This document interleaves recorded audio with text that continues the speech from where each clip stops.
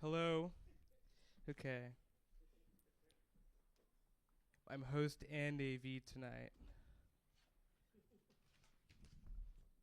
Hi everyone. I'm Terrence. I'm the manager of 192 Books, and we are here to celebrate the launch of José Donoso's A Mysterious Disappearance of the Marquise of Loria, published by New Directions and translated by McDowell. I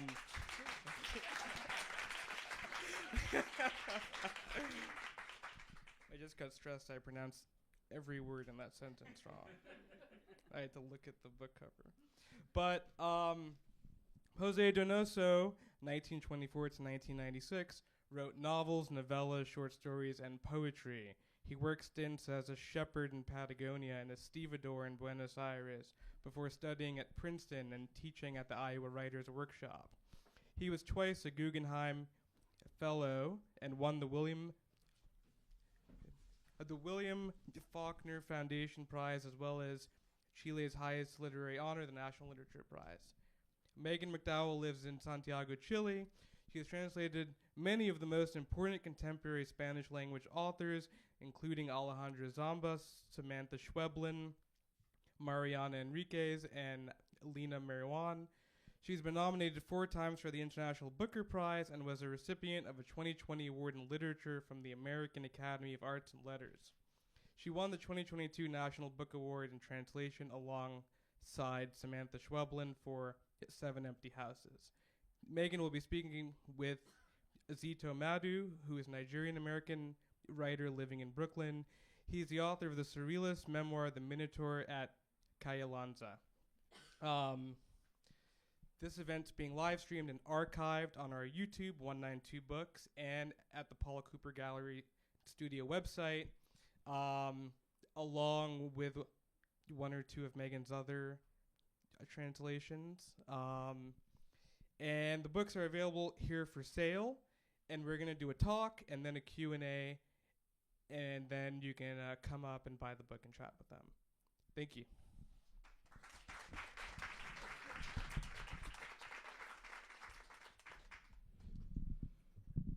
You want to go first? Well, I just want to say thank you guys for coming, because this was kind of put together at the last minute, and I really appreciate it. I was mentioning to a couple of people here that the first ever book event that I did was here, and no one came. So it was with Alejandro Zambra for the first book I ever translated by him. And so it's very nice to see that all the seats are filled. And I'm really grateful to have Zito here to talk about the book. We've talked about it a little bit one-on-one, so now let's talk about it with you guys. All right, perfect. I think we should start off with you reading a very particular chapter or passage of the book. This is just it's you just see a she paragraph. has her remarkable with her in her notes. So this is a quote or a paragraph that I find crucial for understanding the book, I guess. So it goes like this. Let me set it up a little bit. So the the main character Blanca is remembering a moment in her youth when she lived she's from Nicaragua, and she was always kind of threatened or promised a trip to the ocean. And so she built the idea of the ocean up in her head. And when she finally did go and see it, she felt that she was a little disappointed by it. So this is what she says. A thing that existed only in the world of people who knew nothing of it. That was no more than the formation of a legend, a fantasy. That thing was missing for Blanca in her first sighting of the sea. A thing that was something more than the something that it certainly was. Last night with Almanza was like the delight of sinking down into the warm swells of the Caribbean, like swimming without risk in that pure aquamarine, like feeling all the salt and the sun of childhood designating the shape of her body, like letting herself go, be rocked, lulled, all quite essential, quite wonderful. But she was lacking the same thing that she had missed in that first view of the sea, when she was such a little girl that she allowed herself to feel truths and say them aloud. It was decidedly not the devastating adventure projected by the magnificent ambiguity of the word, especially the word refracted in the imagination of those who, one way or another, are unable to take part in it. So that's just a little piece of it that I think we'll come back to in the course of the conversation. Okay, so I think we were talking about this earlier, but there's something fascinating about that view of the ocean and her disappointment in it. And also I think when you put it with the sort of dalliance that she has with Almanza, that it starts off very intense, or like the fantasy of it starts very intense, and then it becomes disappointing towards the end. And I think when we were talking about what that view of the ocean meant as the structure of the book, you said that it also represents what the book is, which is like a search for identity. And so I'm wondering, like, when you say, you know, when you look at that passage and you realize that she's disappointed by it, do you also see that reflected in the whole of the book? So, yes, I do. I think that, so to put this a little in context, this is a book that is set up like an erotic novel. It's told in episodic moments that are oftentimes erotic encounters. And it's also set up in terms of a detective story. So we go into it with these certain expectations, where the narrator is kind of he's almost documentary. In the first chapter, he gives you facts, where he sets up this character who is Blanca Loria, who is a Nicaraguan woman who's married into the aristocracy in Spain. And as we go through the novel, that the voice or the tone of the erotic novel or the detective novel kind of becomes fractured and starts to come into question. And there's a similarity or a parallel between this search for erotic fulfillment and a search for knowledge. And to me, that search for erotic fulfillment is like her search for the sea when she was a child, because she thinks of it as something that is going to be totalizing and all-encompassing, and that it's going to change her life. And it's the same thing that she has with sex, where she is searching for this sexual satisfaction that doesn't come and doesn't come and doesn't come. And then we get to the end where she has to deal with this idea that it's not gonna come. Jeez. But she does many times. Yes, yes. All right, so I want to talk a little bit about the sort of, you know, that idea from going to Latin America to, like, you know, Spain, and how that's represented in the book, and that sort of, I guess, the identity crisis that comes with it. But you like when we were talking earlier, you brought up a certain word that is actually representative of this sort of clash of regions and this sort of clash of cultures. Okay, you're going right to the difficult questions. Might as well. Okay, so I think that before we talk about that, we should maybe give. So there's going to be a little bit of talk about sex in this yes. talk. So spoiler, we're just setting up the stage. And there's also going to be maybe some spoilers, but hopefully the spoilers, I don't think they're going to take away from the enjoyment of reading the book. Mm-hmm. So one of the questions that I had to deal with a little bit in the translation of this novel is the importance of a writer, Rubén Darío, mm-hmm. who is very important in Latin America and almost unknown in English. And there's one or two chapters where his poetry is talked about, recited, kind of parallels the actual text, the plot of the novel. And I was I had to kind of deal with the fact that there isn't a satisfactory translation of Darío in English.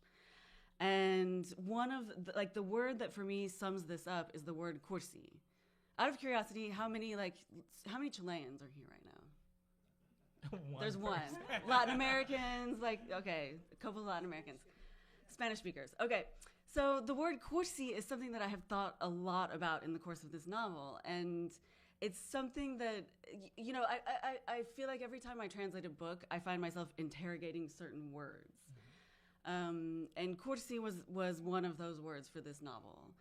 Because in other instances, I've translated it as cheesy, tacky, kitschy. In this novel, I ended up going with sentimental. And none of that, I think, really conveys the whole history of the word cursi, which I found out in kind of looking into this novel, because it came into use in Spain at the turn of the 19th or 20th century, and it means a person who is from the lower middle class who's trying to mimic the upper class through aesthetics. And it came to mean in Spain, it was obviously derogatory at first, and there was this need to differentiate between true elegance and the cursi, like the imitation. And then in Latin America, it was Darío is the writer who took that idea of cursi and turned it into something else, which is the assertion of an identity using the tools of this kind of poetic aristocracy, let's say. And so, in Latin America, there's a before and after Darío. And before Darío, almost never did you find people talking about poetry as too cursi. But after Darío, it was something that was much more in the conversation. So it's interesting to me that he's so key in this book. And I think that it's something that I thought about a lot in the translation and worried about a lot, because I don't know that whole context of Darío and what he means in Spanish is going to be understood in English. And I also was really scared about translating Darío because he is quoted in the text. And so I didn't translate it. I got someone else to do it, who is a great translator named Forrest Gander. And so he took the kind of the translations that existed, and he translated these poems. So the specific instances of those poems are his translation. That's incredible. Yeah. Also, like when we're talking about this sort of concept of, I guess, like true elegance versus the aesthetic putting-ons of elegance, I think that goes back to the conversation that we were having about the narrator himself. I think when you first sent me the book, one of the things that I sent was a screenshot.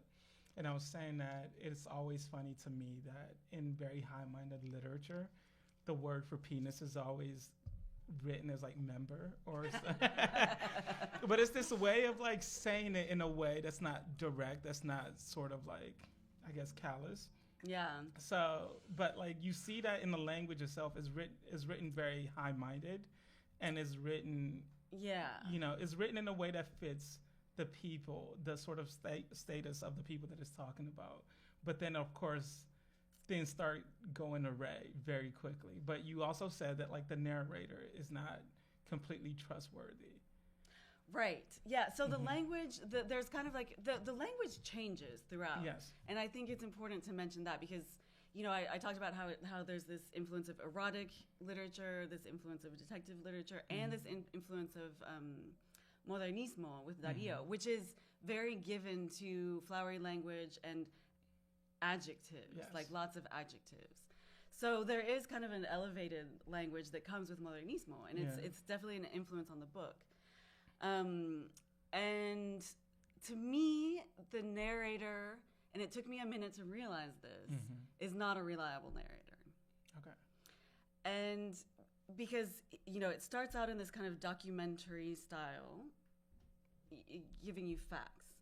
But everything that's set up in the first chapter comes to be questioned and complicated and turned around largely through the desire of the various characters. And so nothing that that you're set up to think in the first chapter turns out to be true. And so the whole book has this kind of struggle between order and chaos. And I think that this is an interesting question, like what you thought when you first read this book. When I first started reading it, I was a little disappointed because I worked first on this book, The Obscene Bird of Night, which many of you may have read, and it's very dark and complex and labyrinthine. And I came to read this book, and at first I fell into something that I think a lot of critics have fallen into, which is to think that it's trivial or superficial. Because it felt so male-gazy. You know, it starts out talking about Blanca and, oh, she's so beautiful and everyone wants to have sex with her. And I was like, I don't get into those depictions of male-gazy beauty. But it's not that. It starts out with that, and then it complicates it in many situations. In the sense that a lot of the things that he tells you, are then told in a different way. And I feel like a lot of the book is this struggle between the order imposing narrator, which is, you know, a male narrator. The implied narrator is a male narrator. He's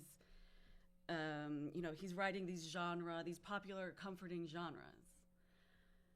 And then there's this struggle that Blanca has for her identity. And she's the female. She's chaos in a way. And she's kind of fighting back against this more genre documentary style. Yeah, so I think when we want to talk about that sort of conflict between order and chaos, I think it's interesting because I want to talk about her husband and the role that he plays in this. Because I think if you look at her as, you know, the chaotic element in here, one of the first things not one of the first things, but I think a very important erotic moment is when they're at a play. And I don't want to spoil anything, but like they're at a play and he is touching her while the play is going on, and her mother's right there, or his mother's right there, like her sort of, what would you call Amanza? Like the mother-in-law's lover. Yes, lover / like life partner, etc., or whatever he plays. So the mother is also a widow. Yeah. And now she has this lover. Yeah. Okay. And so the two newlyweds are, sort of having a moment. The mother doesn't notice this, but Almanza notices as well, right? Like he has this and I think he plays this role several times where he knows what's going on, and he's taking pleasure in knowing what's going on, even if nobody else does. But I want to think about like that sort of conflict of order and chaos, because that sight of being in this very refined, elevated play, and everybody else is behaving in a way that people of high society should behave, but she and her husband are not. They're having a whole different experience. He's not yet her husband. Oh, sorry. Before they're married, but it's like this sort of thing where, they're infusing this chaotic element, but they're the only two, or they and Almanza are the only people who are aware of it. And I think that chaos starts a little bit from there. It starts like growing, and ends up doing what it does in the novel. But what did you think of the scene where there's watching this play and he's like explaining things to her, or explaining what's going on, but it's actually an act because there's something deeper going on there? Right. So the relationship between her and Paquito, Paquito is this Spanish aristocrat who she eventually marries. And before they get married, she basically realizes that she's into him when she's at a dance, and she realizes that he is very well endowed. And she says, "I want that." And so then they have this courtship, and they get married. And in their courtship, they have these kind of erotic encounters, but they never actually have sex. and one of them is in this performance of Lonergan, right? Yeah. And so they're watching, and they're having this kind of like under this surreptitious erotic encounter, which comes to define their encounters, because it turns out that Paquito, although he's very well endowed, can't perform. So once they're married, she stays with this like desire to be satisfied that can never be satisfied. But that moment, we come back to that moment through the book, because,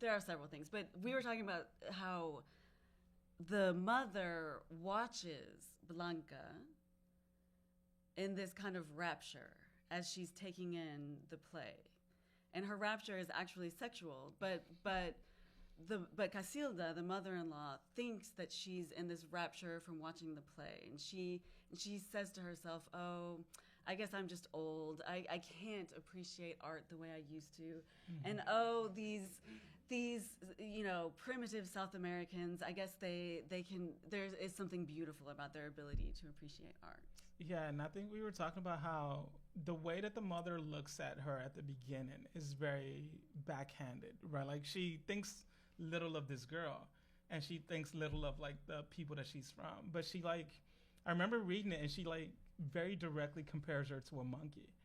Oh yeah. Yeah, and it's this idea of like you're closer to nature and you're able to appreciate this high-minded thing, even if you don't understand it. It like touches you deeply in the soul. And it comes off like you would think that she's like complimenting this woman, but she's actually just saying that you're like so beneath the rest of us that it touches your soul directly. Yeah. But it goes back to what we were saying, like the question that I asked at first of like this sort of conflict of the clash of regions, this conflict of class. And even though she dresses up in the same way, that she could perform the same way that they do, like certain members in that world do not see her as being part of their group. And I think that shows up over and over. And it comes into like the way that they try to, I guess, take control of her life. And so the book sort of becomes this, like we said, it becomes this like sexual exploration and like identity exploration. But you have, I think what was fascinating to me is that you have all these people trying to grab at her in different ways, right? Like Almanza is like very destructive. Like at first it's satisfying, then he's like very destructive. And then she finds out that he actually just wants. I don't see Almanza as destructive. I think that scene that there's a very particular scene when they're in I think, what was it, the couch? The first time that they have sex. And I don't know. I think so much of the book is also like kinky, but also like he was kind of berating her as right before they have sex. I think that the different episodes of the book, which are different erotic episodes, explore different kind of fetishes. Yeah. And it can make you uncomfortable as a reader, There's one where she has sex with an old man, which is not a comfortable thing. We were gonna get to that. There's one with Almanza, which is almost kind of a rape fantasy. Yeah. There's some cross-dressing. There's some lesbianism. She kind of plays with all these different fetishes. But to me, I love that you ignored the thing that she does with the artist when they're. Okay, no, the artist is very important. Okay, right, because if you think about, so spoilers abound here, but there's the artist who represents the possibility of true romantic love, which we come to see as also just another fetish. And it's not satisfactory for her. And all of these things are like, I always come with José Donoso, I always come back to the word masks. All of these fetishes, all of these, things that she's trying are these kind of masks or tools that she's trying on and then rejecting.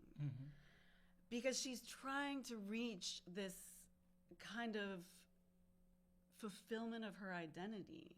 And she's looking for it through this kind of sexual satisfaction, and she's not finding it. And to me, the artist is really interesting because you see, me as a reader, like I have internalized so many of the narrative tropes. The first time I read this book, I did not understand why she couldn't go for Almanza.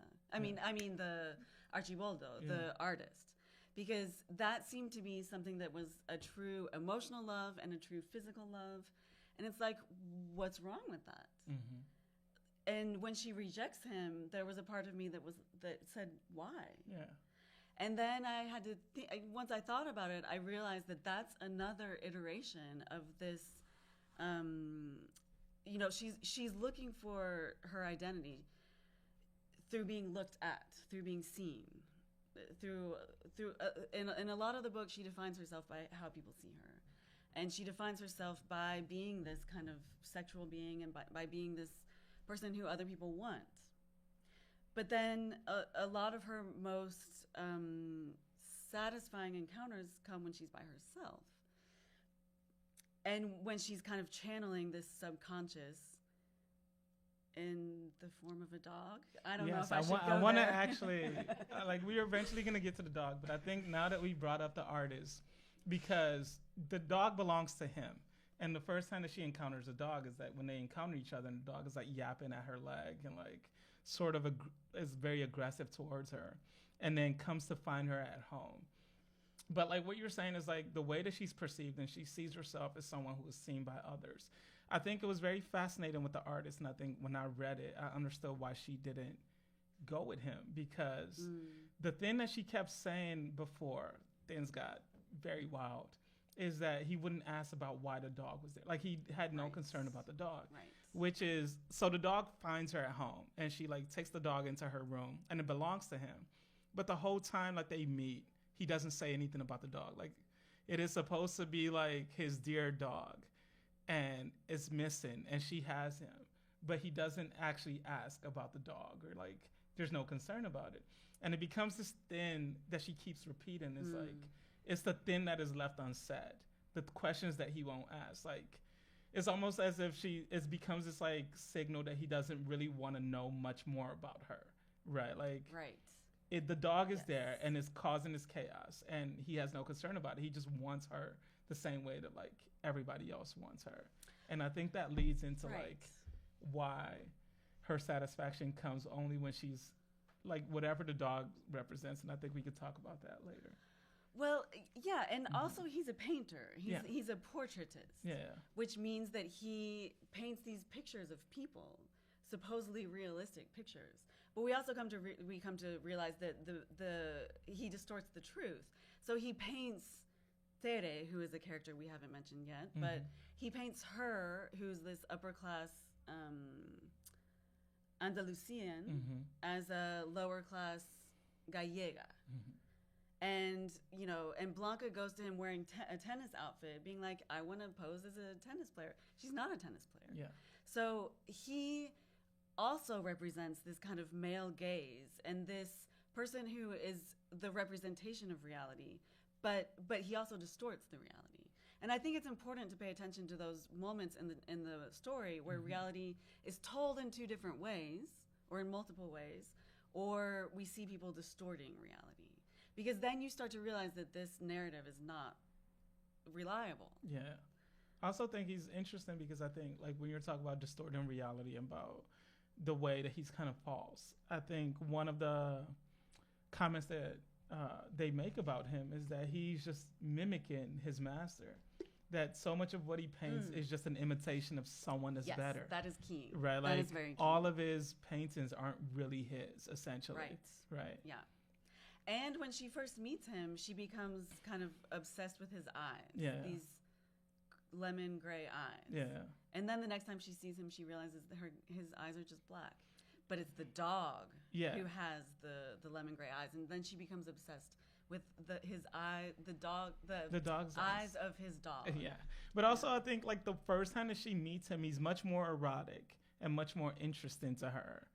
Because it's like, it's the thing where he notices that she's having a sexual moment, and they're out in public, And he knows this, and it's almost that knowledge, that shared knowledge that they have, that she finds him also more mysterious than once she starts to get to know him, and she knows that like it was just on an act, and he wants this. I guess he wants this very structured life with her. Right. Right. Like it just becomes.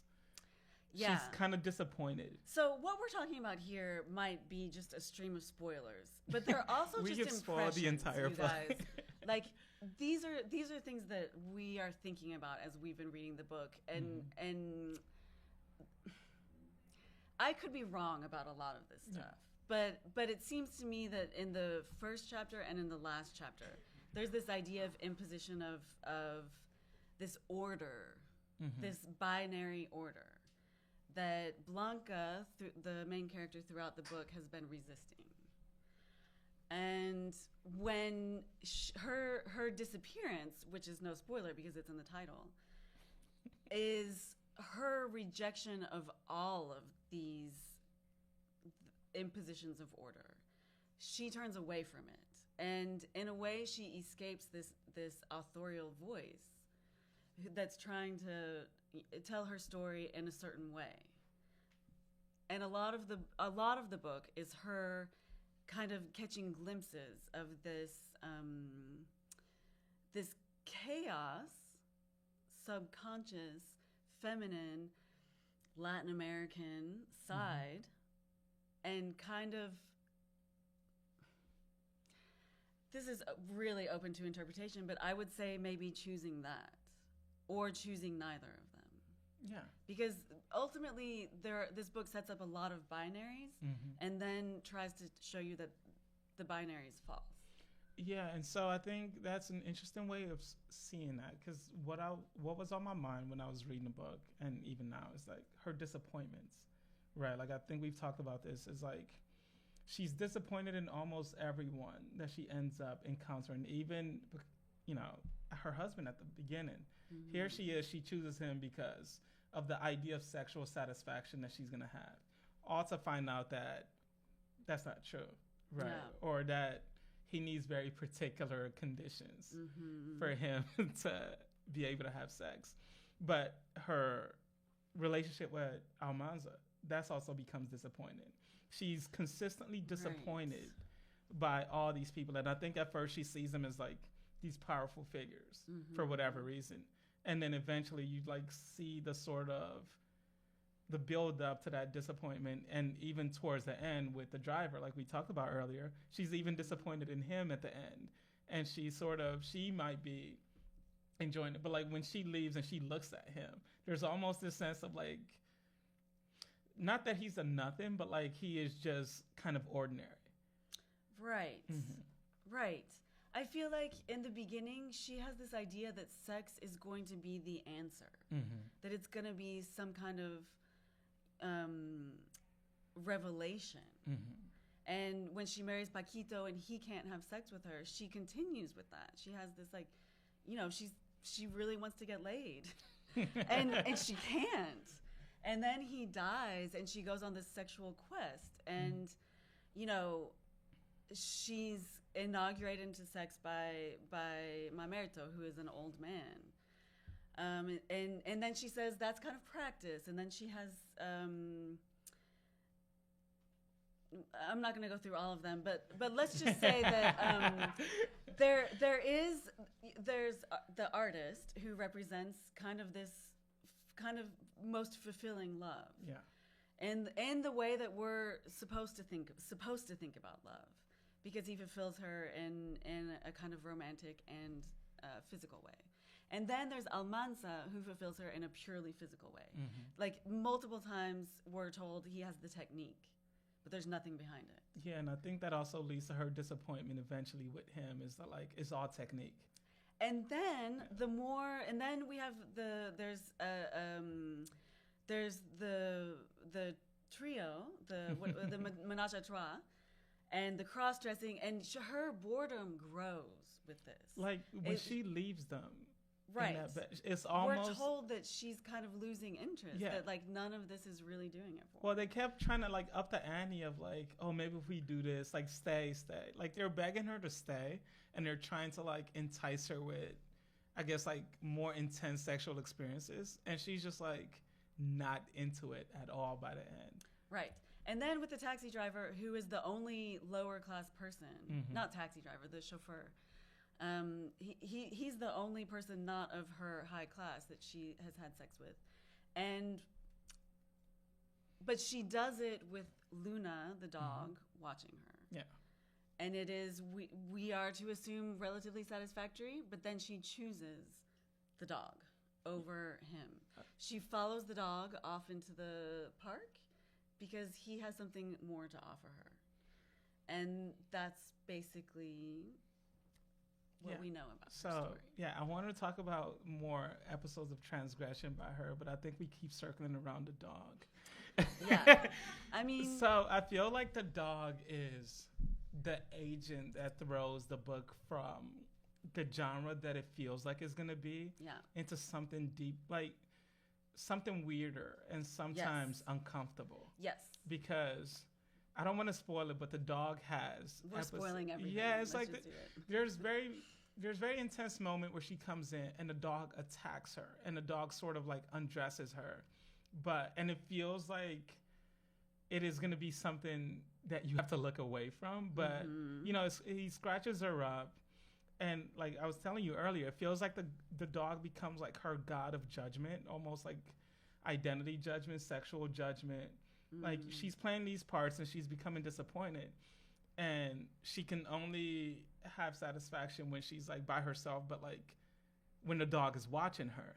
And sometimes, like, when she's misbehaving outside of herself, the dog attacks her.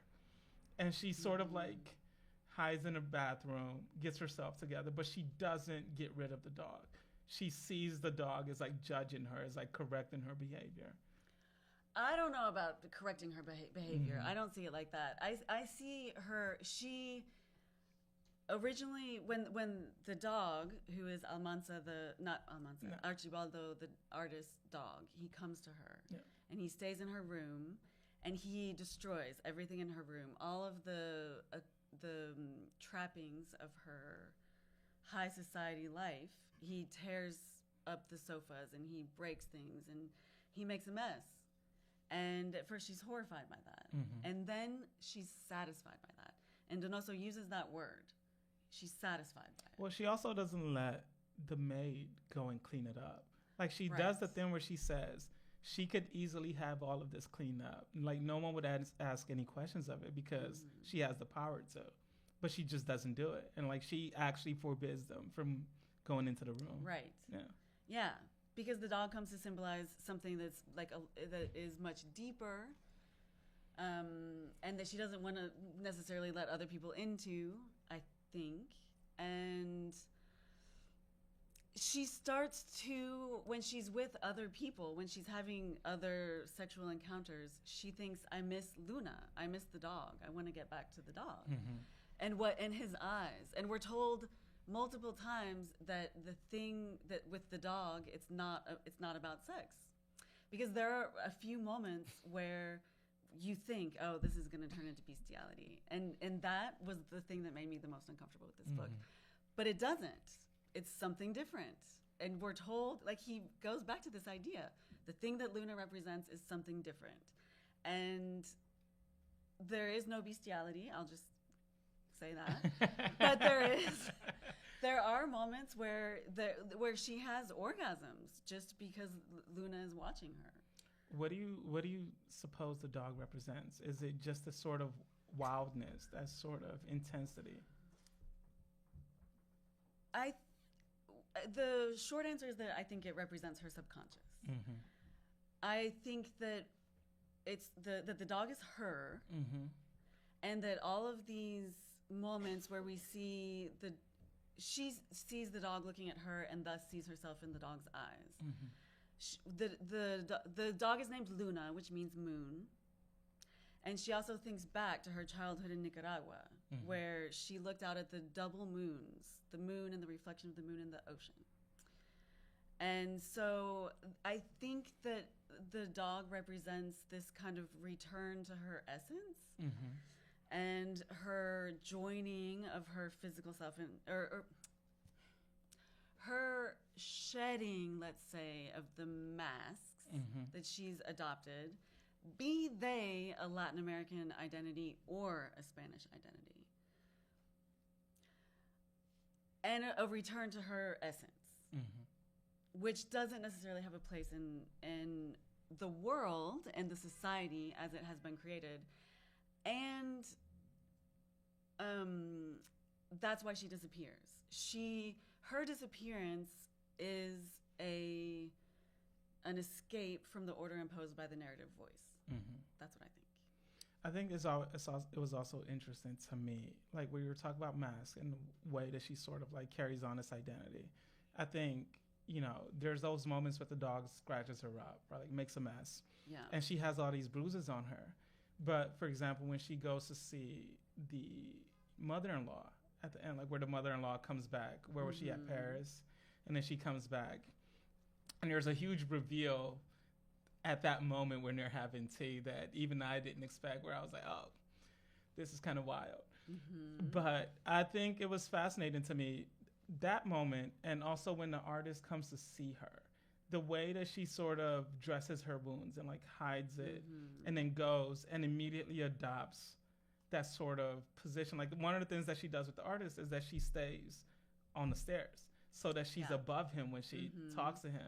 And she sort of reestablishes this position between, you know, their positions in society, that he's a nobody. Like, not that he's a nobody, but he's of lower class than she is. And she talks about it, and like she also, like, he asks her something and she doesn't answer, and then like he leaves frustrated. Right. But also when the mother comes, she like takes on those clothes and she goes there, and they play this little language or conversation game where they're both kind of like struggling for power in there, and like within the reveals of what the mother-in-law reveals, there's this like she keeps establishing that power, because essentially because her husband leaves her all this money, she is the one that they're all trying to come after and like take something from. And she has to keep restoring this distance between them. But I thought that was fascinating, the way that like before she goes downstairs, she puts on all the clothes and like the attitudes and like the language that she doesn't have when she's with the dog. Yeah. She's definitely open and vulnerable when she's in her room, which is a mess, with the dog. And then when she goes out, she has to put on the mask and try and function in that kind of, in that society. And the whole figure of the widow is pretty fascinating. Yeah. Because he talks about the merry widow. People are trying to convince Blanca, and on a couple occasions, that she should just live it up and be a merry widow and take advantage of her money and wealth, which also is kind of a destabilizing position for a woman at that time. Like, it was threatening for a woman to have a lot of money and to not need a man, and you know, she could do whatever she wanted. And then there's this other idea, this like trope of the widow, which is like the black widow who's, you know, into the dark arts and the tarot, that calls back to her life in Nicaragua with her the other side of her education. So in a way that she kind of plays both of those roles, but also neither of them. Like, she doesn't fall into either of them. Well, yeah, because I think there's that moment where we talk about where she's very transgressive with the artist. Like, she does this thing where she plays tennis and then she goes to go see him while wearing the tennis outfit. And like, she's kind of advised not to go out in this outfit because it's very scandalous. And she does it anyway. And then he paints her. They do whatever they do. And they go to like, I think it's like a bar where all of his friends are at. And she goes out in public in front of all these people wearing this outfit. And it's very scandalous and everyone's talking about it. And it's this moment of like transgression and like a display of power that we were talking about. Is like, she also does not care what those people think in that moment. Right. It's something that she wanted to do and she just does it. Yeah. Right. And then, but then that's fascinating to me, because then when the dog scratches her up, she does the opposite, where she hides all of that and she dresses it up and she kind of covers herself up. Interesting. Yeah. I don't know that I have anything to say about that. But that's an interesting point. Yeah, that's true. Yeah, I think there's also, we were talking earlier about what your thoughts about the ending was, and about whether, like, how do you think it ends? Does she disappear? What happens to her? Well, so I think I've hinted about this throughout this conversation, but if you look at the title of the book, The Mysterious Disappearance of the Marquise of Loria, it's set up as a detective or like a mystery from the beginning. And so I think that we as readers are supposed to be detectives, looking for clues in the book. But because this is José Donoso, the clues are not things in the plot. I think the clues have to do with the narrative and how it's told. And I think that there's this struggle between a male narrator, a kind of male-gazy, order-imposing narrator, and Blanca, who's struggling against that imposition of order and trying to find her own identity. And in the end, I think, obviously it's ambiguous, but we can think that either she escaped that male narrative voice, or we can think that he killed her off because he didn't like where she was going. I tend to think the former. I think that Blanca, who is also Luna, the dog, lives on. And all those stories about the dog attacking lovers in the park, it's Luna. I mean, it's Blanca. It's her spirit coming back to. It's a ghost story. So it's a ghost coming story. Back to Well, also, like, I want to leave time for people to ask questions, but I want to ask this last one. It's like, I think it's fascinating to me that when at the end, everything turns out well for almost everyone except for the driver. Right. Yeah. Like like the driver is kind of like, they see him as like killing her or like doing something nefarious to her. Yeah. And so they use him as like a fall guy. Right. Condemning him wraps it up for everyone involved. Like, her family is well off. Like, the painter marries her sister, who's very much more not as wild as her. And, everyone gets what is most beneficial to them. Yeah. But the driver doesn't, right? But I think... But that is part of the reassertion of order, because all of these rich people have a happy ending. Yeah, it's like a slice of life story. And the poor guy gets screwed. Yeah. Like, no one is going to miss him. And then it's like, he gets tossed to the dogs, and then order is restored, and everyone goes about their life. Yeah, I mean, I really think that's it. Like, Blanca disappears, and the narrative ties it up into this neat bow. And Blanca's existence is kind of this blip. And they go on living their lives. The Casilda and Tere go and they live a lesbian life in Paris. And Almanza retires and he has land. Like, everyone gets kind of a happy ending, but it's a happy ending that adheres to like societal norms, an order, and the voice returns to the voice from the beginning. So it's more like, this is what happened to this guy, and it's more archetypal. Yeah. As opposed to all the ambiguity that we got in, like, progressively through the course of the intermediate chapters. Yeah, and I think the fascinating thing about that order is that, like, the artist names his daughter after her, but then like, it tells you that eventually he forgets why that's his daughter's name. And it's almost like her memory completely, even though he's married to, like, her sister, like, she's completely forgotten within your minds, and, like, it just returns to the way things were. Yeah. All right. So I know we're talking about a book that, by definition, most people here have not read. So, but I hope that you remember this as you're reading it, because, well, so now I think we can take some questions. Yeah. Lay it on us.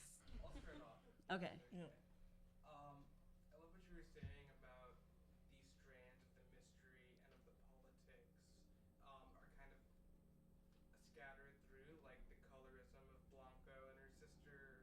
And there was a character I wanted to prompt you to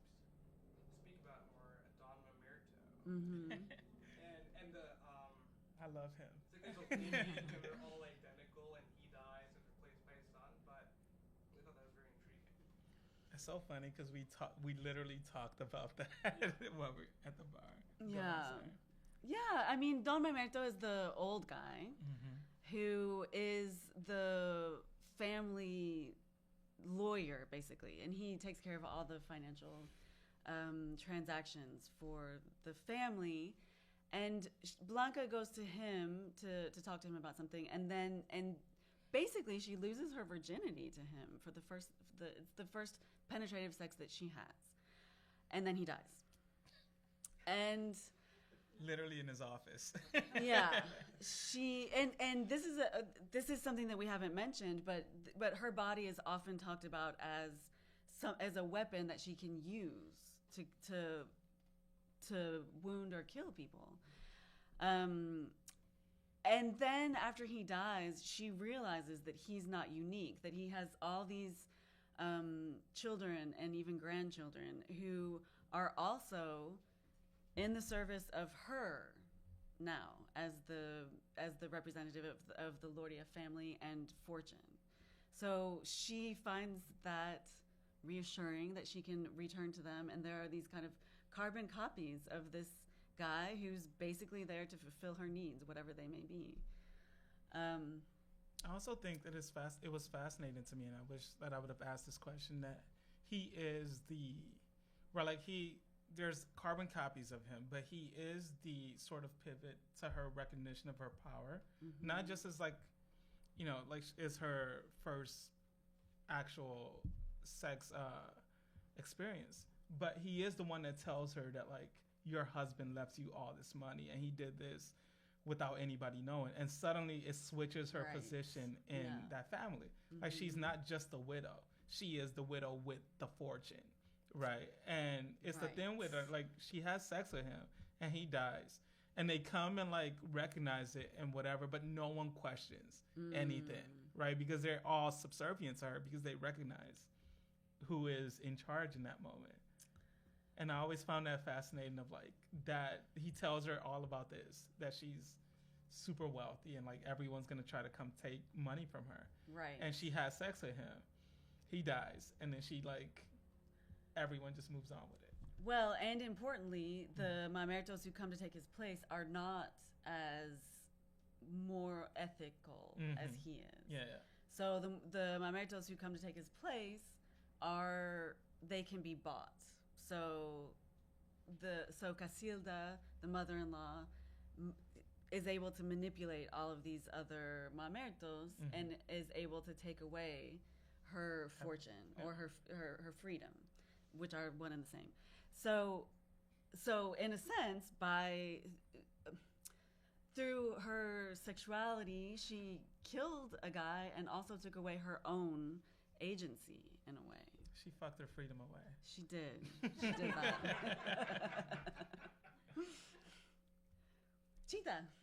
So on the question of sex still, I wonder if you could say something about Blanca's name. Yes. It is white. Yep. But Luna means moon. Yep. And then I also wonder if you could tell us a little bit about Donoso's Princeton and Iowa sort of experiences or connections. Okay, get comfortable. No. So Blanca obviously means white.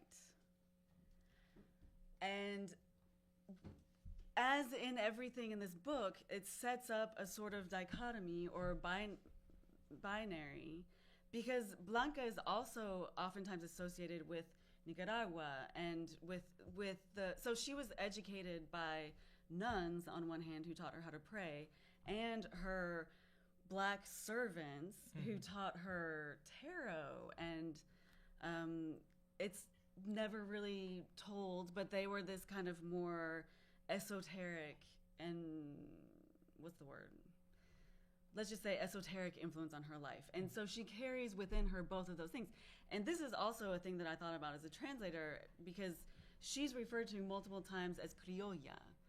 So you know that she has, she's a Creole, which is how I translated it, but she has this mixture in terms of race. She's Black and white. And when she's associated with Nicaragua, she's associated with kind of like a dark continent. Yeah. And when she's associated with Spain, she's associated with whiteness and Europeanness. But I think that both of those identities are things that she uses as tools and uses as that she explores. Like she explores and rejects both of those identities. You know, when she moves to Spain, she tries to okay, I can't say that she rejects them because both of them also, they both influence her end, obviously. But she, I think, is aware of them throughout. And she never is ashamed of her Latin American roots. We're told that she never buys into this idea that she's lesser than, and she never, like, she's willing to take on this role of Spanish aristocracy, but she's also willing to throw it off when it behooves her. I did not use that word. So, you know, to me, naming her Blanca is another kind of game that Donoso is playing. Like, it's another mask. It's another facet of her identity. But I don't think it defines her. Well, first, yes. To continue on the names, are all of them signifiers? Because Mamerto is also Mamor, which has to do with property exchange. Oh, I didn't know that. Yeah. Interesting. I mean, I think. I mean, Yeah. it fits perfectly with his job. Yeah. And so Archimboldo is a painter. And let's see. Almanza, I don't know. Yeah. sounds like Al-Mansur.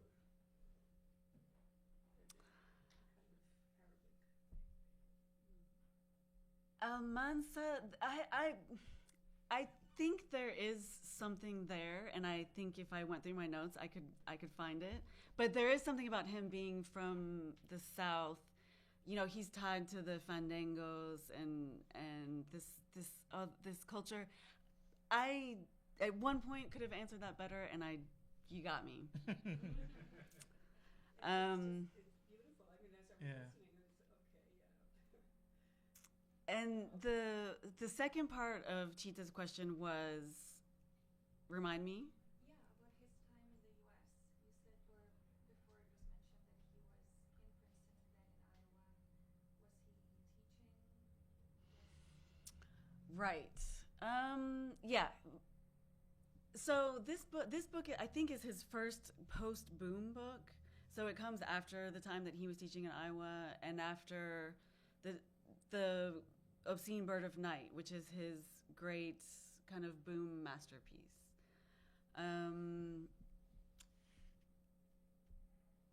When the seeds of the Marquisita came while he was working on the Obscene Bird of Night, but it's more tied to his stay in Spain,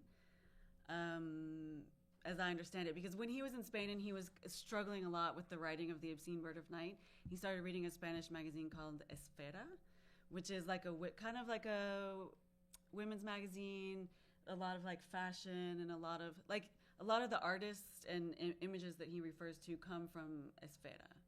And he made these notes and he started coming up with the character of Blanca while he was in Spain.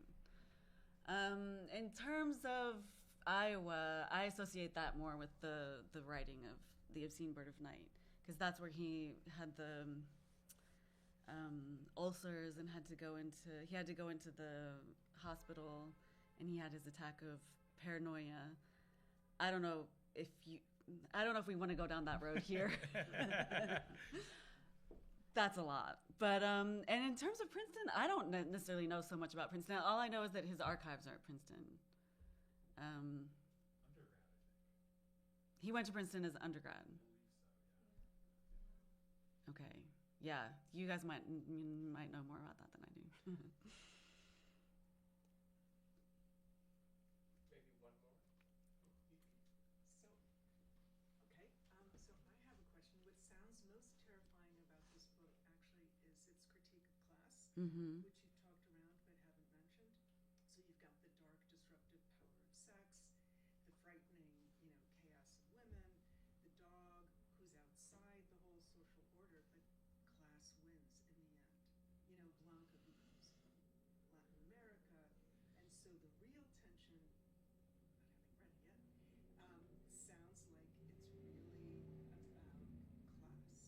Mhm. position of class. And so she doesn't get satisfied in the end, or only briefly, because she can't ever fit into this class. Not that she would if she had, but so where, I guess, where does class fit Mhm. into the narrative tension, I guess? That's a really good question. When you say that she doesn't achieve fulfillment, I think I would question that.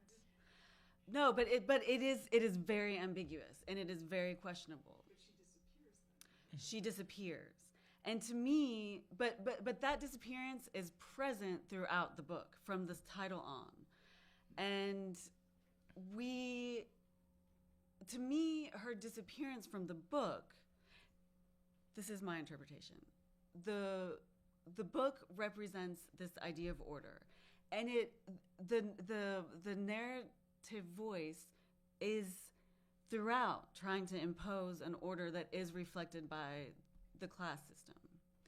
And it's trying to paint this story as a story of Blanca trying to fit in, which some people have said all literature is about the search for belonging. And I think what this book particularly does is question that search for belonging. I think that for Blanca, she does use her position in society, but I think that she refuses to be limited by it.